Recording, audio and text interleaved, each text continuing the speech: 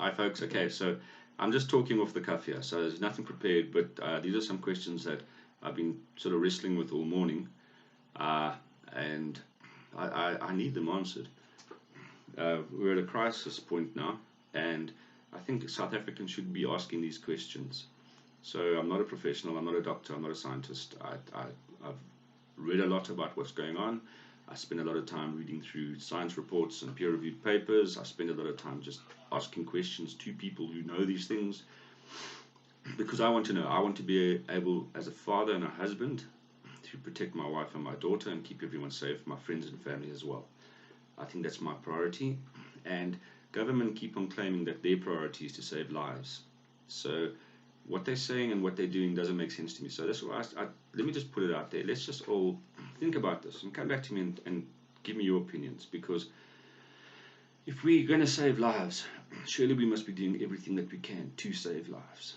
There's no such thing, in my opinion, excuse me, as having a justified way of saying we only save lives A, B, or C. If we're here to save lives, we're here to save lives. So then we get into this whole ivermectin story. Now it could be ivermectin. Last year it was chloroquine, which subsequently just everyone's forgotten about chloroquine, but it works. So we got ivermectin, and our government is saying no, you can't take it, and they're saying it needs to be properly studied or trials have to be run, etc., etc., to confirm that it's safe and effective. Now I'm sitting and thinking, ivermectin's been around forever, and children and adults have taken it for lice and scabies and parasitic infections, and they didn't drop dead. So the right dosage, like all medicines, if you go down a bottle of medicine, you're going to get sick and die. But if you take the right dosage, it can't hurt you. Now, why are we stopping people from trying to save their own lives? This is where I get very confused.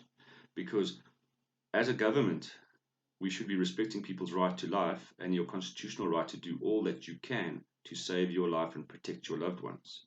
Now, to me, if that means taking ivermectin in the right dosage, let people do that.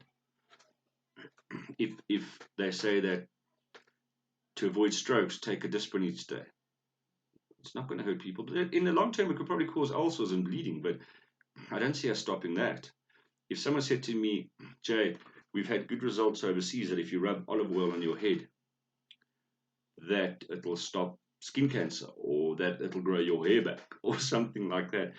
Why stop me from doing that? We know olive oil isn't going to kill me. It's not going to hurt me.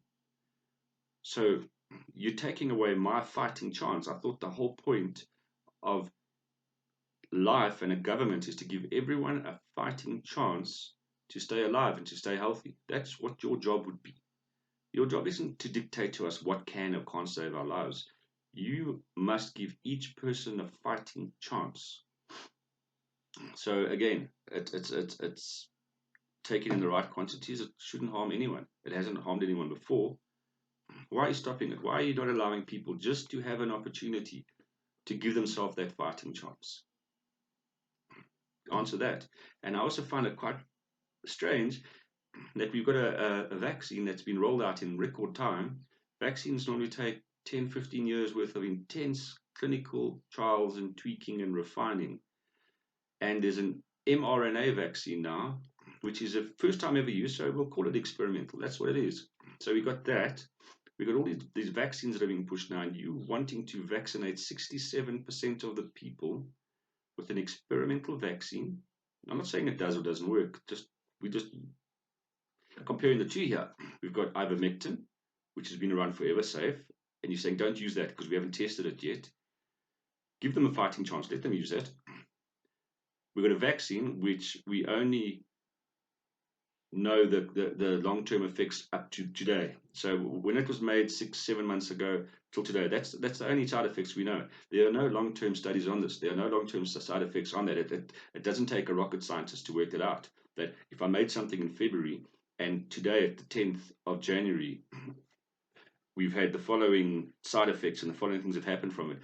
We don't know what happens further than this. So we don't even have a year's worth of side effects on it. So we don't know what's going to happen long term. But you're willing to take that chance with people's lives and roll that out. But you're saying to people with ivermectin, chloroquine, other things that might be out there, you're saying you can't take that. Don't take that. We're not going to register that. To me, that doesn't make sense because that's not about saving lives. If something is safe, let them take it. If people say that smoking marijuana is going to help reduce your stress levels and it's going to do something in your body and it gives you a better chance at surviving COVID, let people do it. Don't take it away. Why are you managing our lives like this? Because your track record isn't very good. Because if we look back, we've got 500 billion rands worth of donations and funds and loans, of which we haven't been told what you signed, what were the terms and conditions of these loans. We haven't been told that. But 500 billion rands worth of money to build hospitals and field hospitals and get treatment, and we are still overwhelmed. We aren't ready. We hit a second wave, and we aren't even ready for the second wave. We weren't even ready for the first wave. Yet you're coming and saying we can't take other things like that, which have been tested on people and people have been using, and you're not giving us the fighting chance. You want us to follow your rules, and under your rules, people are dying. How many people have died in the second wave now that shouldn't have died? If we had used 500 billion rand and built adequate hospitals, adequate medication, adequate PPE, adequate staffing numbers, adequate testing, adequate, you name it, if it was there, how many people have died that shouldn't have died? That's what I want to know. Because if people are being turned away in hospital, I put that down as a government death. If people don't have access to specific treatment, I put that down as a government death. There's a new column, not COVID death, government death. How many people are dying that shouldn't have died? And then now you have the nerve to say you can't try that. Our people are terrified. They will try what they need to try and stay alive because we cannot rely on you. We don't get the full story. You're looking at vaccines as well now. And I see, Zwedi, you took my advice and you can try vaccinate or get vaccines, procure vaccines for our frontline workers, which makes sense. Eh? So we got 1% of people who desperately would need a vaccine or could take a vaccine because they're the high risk. They're the 0.03% who die and the other 1% wind up in ICU. We've got 2 or 3% of frontline workers, but then we still have 97% of people who are asymptomatic, which means you don't get sick. You get the virus, you get a sore throat, you get a little snot nose, you get a cough, and you get on with it. You don't go to hospital. Some people don't even know they had the virus. Why are we procuring vaccines for them? And you're going to say to me, Jason, it's because we're pushing for herd immunity. But herd immunity is a natural thing from what I understand. No one pushes towards it, it just happens. And I recently saw a discussion paper, or there was a hypothesis put out there by some scientists and doctors. And the hypothesis was, and it's a hypothesis, so I'm not saying this is true or false, this is just thoughts, that this new variant we have in the Eastern Cape and the Western Cape, the new variant, they were saying, or they were theorizing, postulating that the new variant is there because the Western Cape and Eastern Cape had reached a herd immunity level with regard to the original strain. So we'll call it strain A. And naturally, viruses mutate and they change because that's what a coronavirus does. They've been here forever, and this virus will be here forever. I understand that. You cannot vaccinate and get rid of this because it has a large animal reservoir. So unless you kill all animals on Earth that can possibly contaminate this and get a corona-specific vaccine, not a SARS-CoV-2 vaccine, a corona-specific for all corona, then this thing's here forever. So we got the Western Cape and Eastern Cape, and then they say chances are this is what could have happened, herd immunity, and then naturally the virus branches off to a new strain. And that would make sense to me. And that also brings me back to the question about vaccination. Now, if we've got Wuhan A virus, and then I remember reading somewhere that there were 7 strains that had hit the world from there. It had changed slightly, but we make a vaccine for Wuhan A strain. I'm just going to call it that. I'm not a doctor, I don't know any better. Wuhan A. And that's last year, beginning of last year. Now we've got Wuhan C or D that's come out the Eastern Cape, this new variant. All over the world, there could be a lot of other variants as well. It doesn't just happen like that. The virus goes into bodies, it interacts with your immune system, it gets wiped out, or it tweaks there, it interacts with other viruses, it tweaks, it changes, and that it evolves. Now, from what I understand as well, in terms of these viruses, that most of the time they become more virulent, they become more infectious, but they become less harmful because these viruses want to be able to spread, and it sort of defeats the purpose in killing all your hosts straight away. So we're going back to this vaccine, and I might be looping a bit, but let me loop. And we 67%, and now the efficacy of that initial Wuhan A, they had a trial group with fairly strong and healthy people, and let's say that they said the efficacy of the strong and healthy group is 95%. Now this virus, I mean this vaccine hasn't been tested in the very elderly, in the kids or in very sick people, so we don't know what the efficacy is in that. So it could be minimal. We don't know. But then we're going to vaccinate everyone for Wuhan A with that virus with an efficacy of 95. For the elderly, it might be 50, who knows? But then everyone's going to be infected with Wuhan C, D, and E now and in the next year and the year after and the year after. And in 100 years' time, we're still going to have this floating around, and they're going to be Wuhan strain X, Y, Z, whatever it might be. That one there, the efficacy might be pointless here. So how's your mentality with we all just sitting waiting for this magic bullet vaccine when maybe the whole strategy should be changed? And there was also the talk where we isolate the vulnerable, the 1%, we get some sort of a prophylactic in place for the frontline workers, because I've heard ideas thrown around, give them the opportunity. Let a healthcare worker take ivermectin, because if they don't take it, there's nothing else that they're going to take at the moment. So give them a fighting chance. Let them take. Say, this is what we've got. Feel free to try. I don't understand why we're not doing that. Why we're saying, no, you just get fully exposed to something that will probably kill you or might kill you, but don't try these because we haven't tested them properly. Can you see where I'm going again? This whole management of this thing doesn't make sense.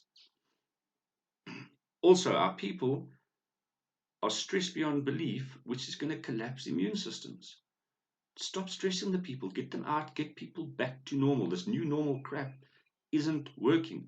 What's the chances of dirty masks and damaged immune systems being part of the second wave, besides the government flu, besides what you guys have done?